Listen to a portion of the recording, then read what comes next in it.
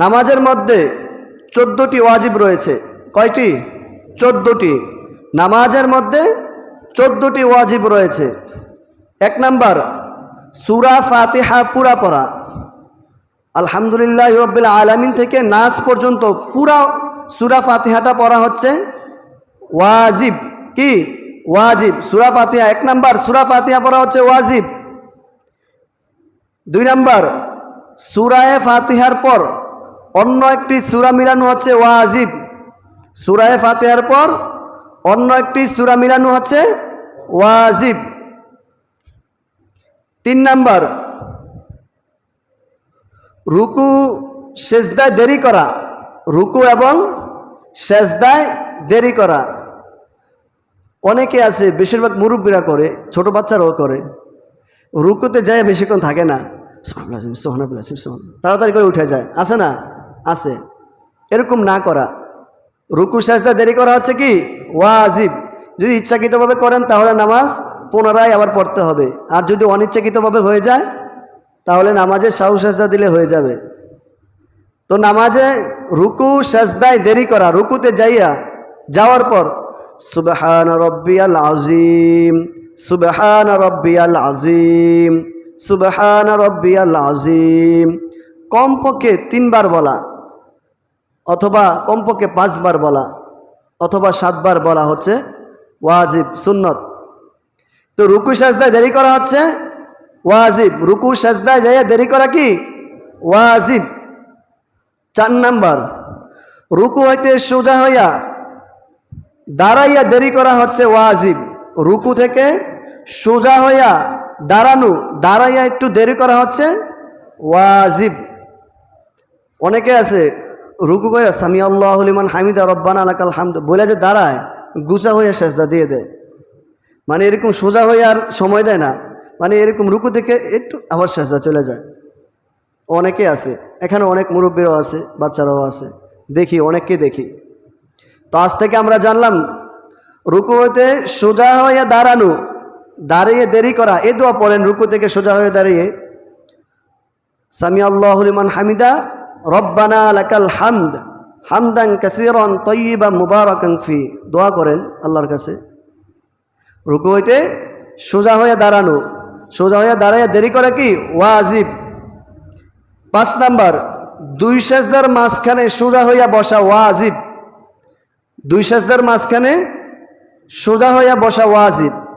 1 সেজদা দিছেন, সুবহান রাব্বিয়াল আ'লা, সুবহান রাব্বিয়াল আ'লা, সুবহান রাব্বিয়াল আ'লা, আল্লাহু আকবার বলে বসে একটি দোয়া পড়বেন, অথবা যদি দোয়া নাও পারেন বসে থাকবেন, একটু দেরি করবেন।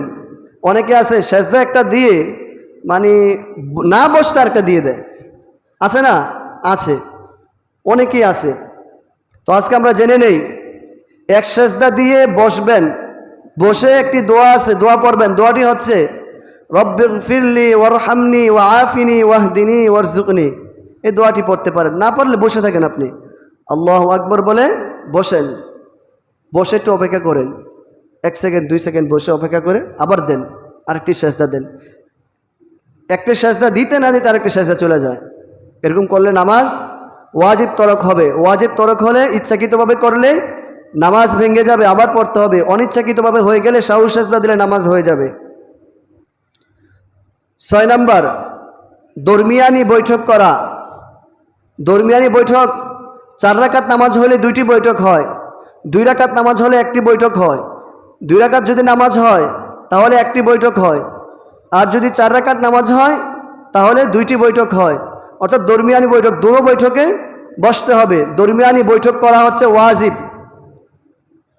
7 নাম্বার, দুটো বৈঠকে আত্তাহিয়াতু পড়া। 4 রাকাত নামাজ হয়ে 2টি বৈঠক হয় না, এই 2টি বৈঠকে আত্তাহিয়াতু পড়তে হবে। 2 রাকাত নামাজ হলে 1টি বৈঠক হয়, 4 রাকাত নামাজ হলে 2টি বৈঠক হয়, দুটো বৈঠকেই আত্তাহিয়াতু পড়তে হবে। 8 নাম্বার, ইমামের জন্য কেরাত আস্তে এবং জোরে পড়া। ইমামের জন্য কেরাত আস্তে এবং জোরে পড়া। যে সমস্ত নামাজে কেরাত জোরে পড়ে, ইমাম সাহেব জোরে পড়ে, এই সমস্ত নামাজে তো কেরাত জোরে পড়তে হবে। আর যে সমস্ত নামাজে কেরাত আস্তে আস্তে পড়ে, মুক্তাদিদেরকে না শুনে পড়ে, ওই সমস্ত নামাজে কেরাত আস্তে পড়তে হবে। অর্থাৎ ইমামের জন্য কেরাত আস্তে পড়া, যে সমস্ত নামাজে আস্তে পড়া দরকার ওই সমস্ত নামাজে আস্তে পড়া, এবং যে সমস্ত নামাজে জোরে পড়া দরকার ওই সমস্ত নামাজে জোরে পড়া। 9 নম্বর, বিতিরের নামাজে দোয়াই কুনুত পড়া। বিতিরের নামাজে কি দোয়াই কুনুত পড়া হচ্ছে ওয়াজিব। বিতিরের নামাজে দোয়াই কুনুত পড়া হচ্ছে ওয়াজিব। আমরা এখানে অনেকে আছি বিতির নামাজও পড়ি না, দোয়াই কুনুতও পড়ি না। তো দোয়াই কুনুতটা শিখে নেব আমরা, বা মক্তবে পড়ছি এখন আর মনে নেই।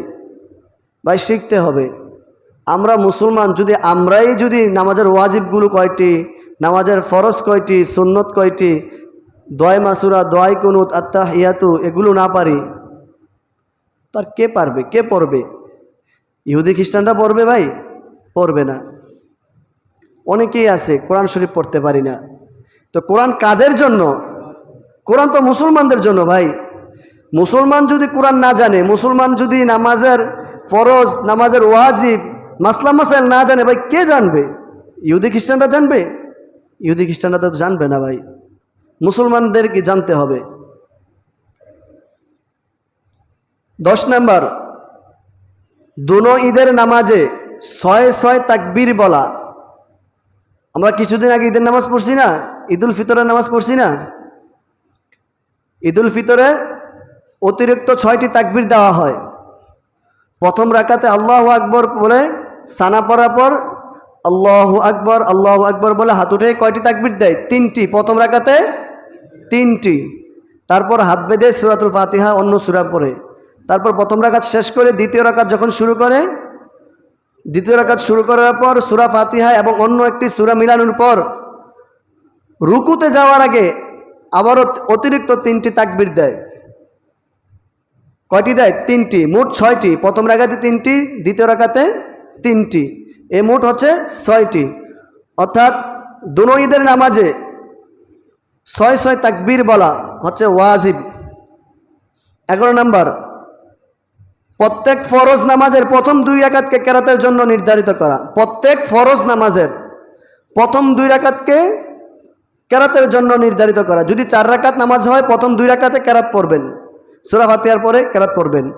আর যদি 2 রাকাত নামাজ হয়, দুনো রাকাতে সূরা ফাতিহার পরে কেরাত পড়তে হবে। 12 নম্বর, প্রত্যেক রাকাতের ফরজগুলি তারতিব ঠিক রাখা। প্রত্যেক রাকাতের ফরজগুলির যে ধারাবাহিকতা আছে ওই ধারাবাহিকতা ঠিক রাখা। প্রথমে আল্লাহু আকবর বলা ফরজ, তারপর রুকু করা ফরজ, তারপর সেজদা করা ফরজ, এরকমভাবে ধারাবাহিকতা ঠিক রাখে নামাজ পড়া ওয়াজিব।